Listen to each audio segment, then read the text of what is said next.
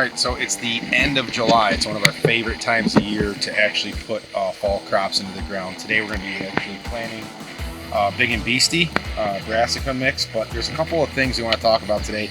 The steps to take to get the best possible plot.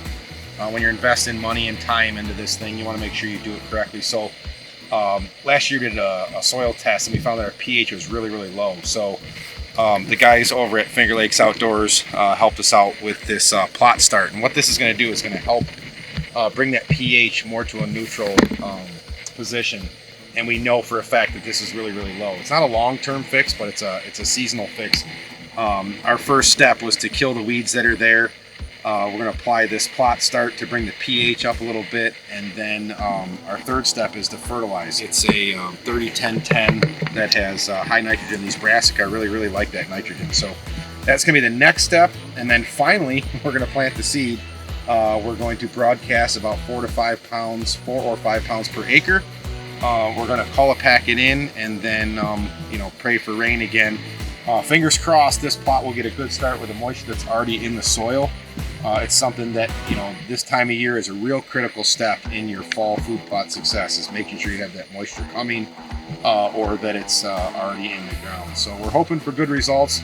This plot here is one of our favorites to sit during gun season.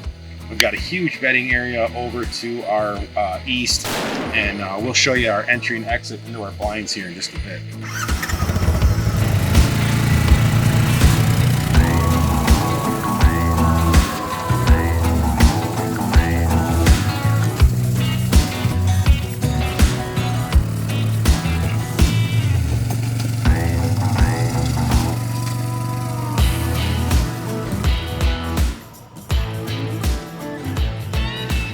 Okay, so we've got our seed bed prepped, and now it's finally time to plant. So what we're going to do is we're going to plant probably 70% of Big and Beasty, and we're going to mix in today a little wild game buffet. We've had really good luck when you mix clover in with Big and Beasty for the following season. So after we seed the Big and Beasty, we're going to go through and hit the plot with a colipacker. It's a good idea to have good seed to soil contact.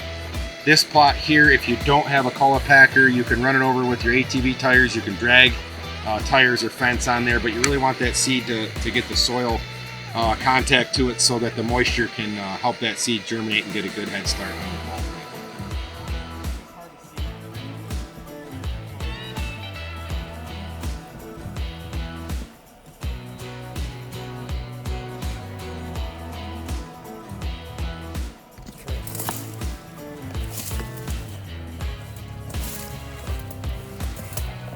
All right, as we're finishing up colipacking this back plot, another blind that we have north of the one that we use the geography, this one is a little bit elevated, so we're going to use this pine patch behind us.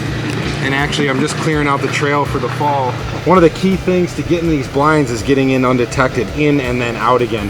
When you're hunting on plots, that's one of the key things, is your access, because you don't want to blow deer off the plot on the way in or on the way out. So one of the things we do is we use this pine, this little pine patch. We have a nice little trail that weaves up through there, and the pine needles are super quiet. So we've had times when we could see deer in this plot through the trees, and we've gotten in undetected, and then again, getting out is the same thing. So the less you can booger these plots, especially if you're gonna hunt right on them, the more that your season's gonna last as far as deer sightings and your success rate.